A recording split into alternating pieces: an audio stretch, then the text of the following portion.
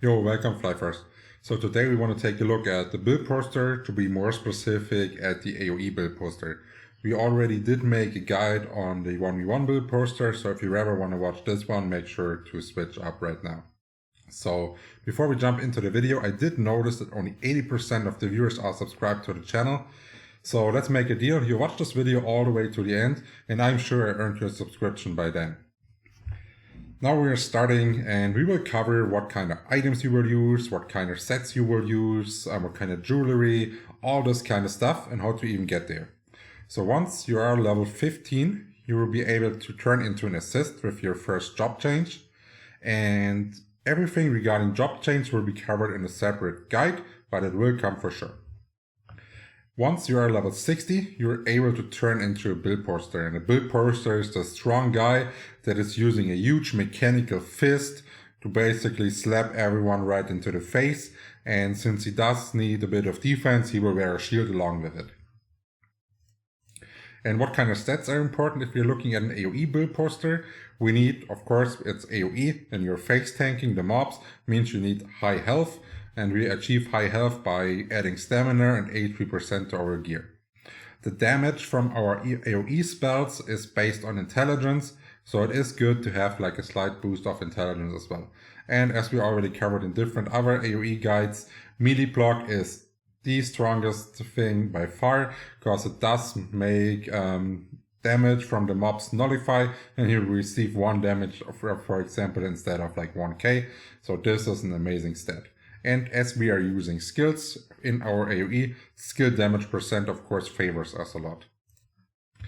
Now, we said that intelligence is our source of damage, and we are able to, with 40, if we are statting 40 int, we are still, and the rest stamina, we are still able to tank whole spawns all by ourselves. So with this statting, you're fine. If you have really good gear and a lot of funds, you can even consider adding more intelligence here. Now let's take a look what our stats are supposed to be looking like at level 60. We should have about 10.8k health. It is important to have like 2k defense right here, and that's basically all you need. The attack doesn't matter as much since our benefit really comes from tanking. And at level 90, we almost double our health right here, get about 1k more defense, and with this kind of stat, we are able to tank them spawns really easy. Now let's take a look what kind of gear we actually need for the AoE to succeed. Pre-level 60, I would recommend just wearing the gear with the highest defense. This is the easiest. You can go for like a wedge set to use the cast. This is possible, but I do not recommend farming it. I would try to progress as fast as possible to level 60 and then go into the Assurance set, make a +8, 16% HP, because this already gives us intelligence for our damage and HP percent, of course, since we are a main tank. And at level 90, we will get our endgame AoE set already. This means we can go full man mode here and +10 it, going for 28% HP. On some occasions, it is better to go a full stamina build and putting attack on here, but then the gear is not as versatile anymore. So this is based on player preference. And the reason why we even choose this set is we do have intelligence as well, and we do have the skill damage that we talked about at the start, which is really scaling good for us, and we have the same amount of HP as the Assurant, so overall it's a really good set and a big upgrade. Now let's take a look at the knuckles. The knuckles are pretty similar to the sets. Do not bother with any knuckles pre-level 60, and just try to find the knuckles with the highest attack, since you are using skills and they scale based on your base attack.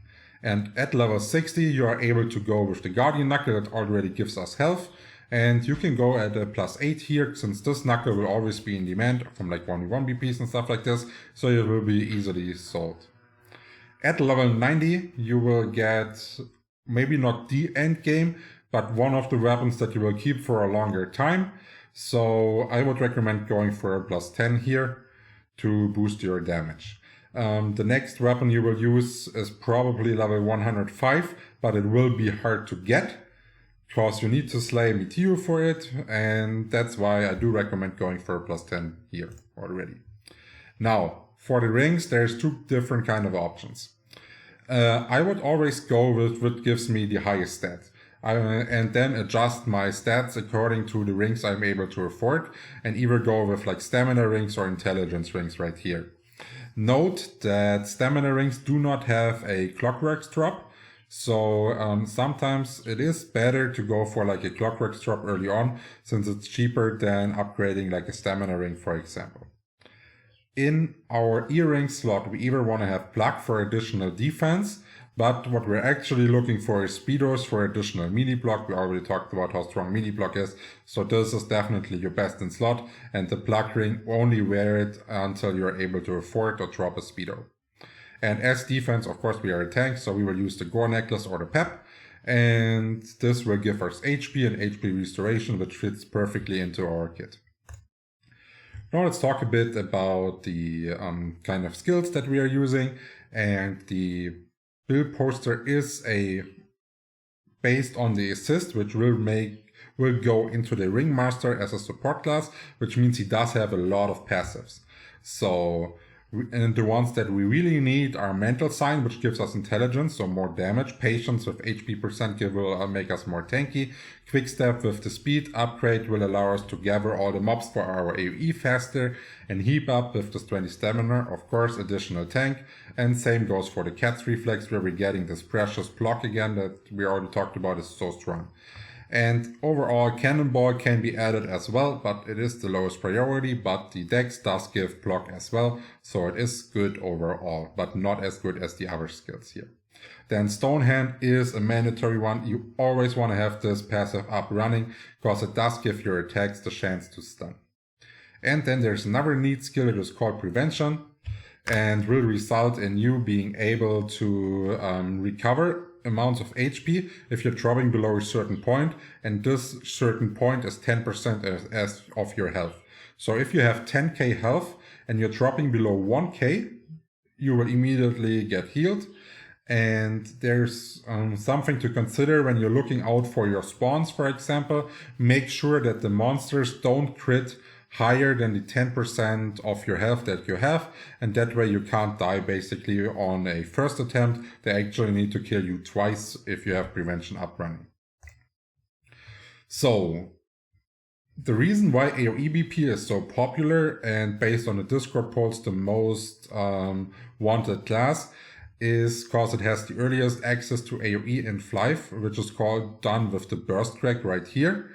And the Burst Crack, yeah, at level 28 you can already AoE. Just make sure to go full stamina statting by then, so you're actually able to tank the mobs at the early stages.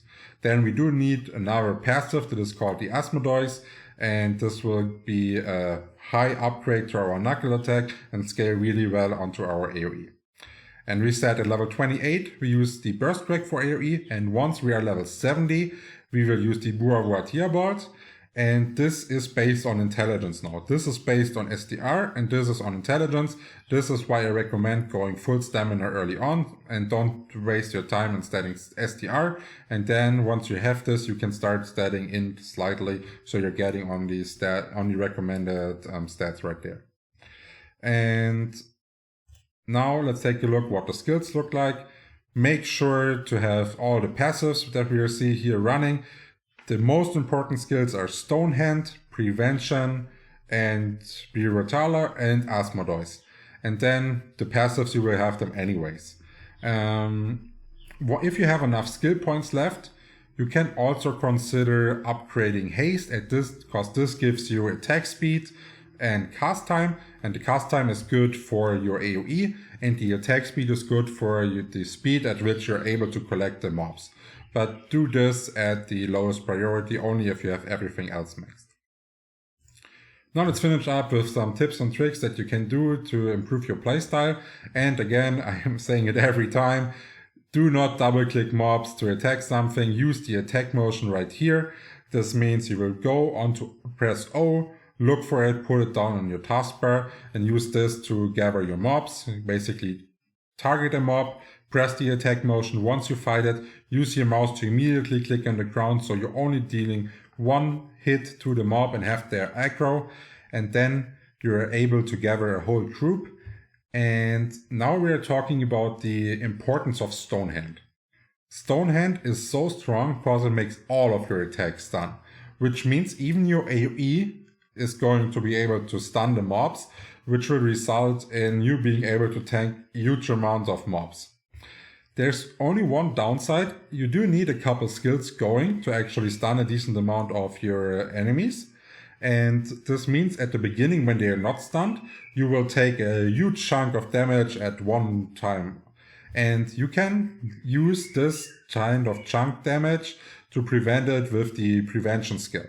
And if you want to do this, you need to put a stick onto your taskbar and then switch to the stick before you're AoEing.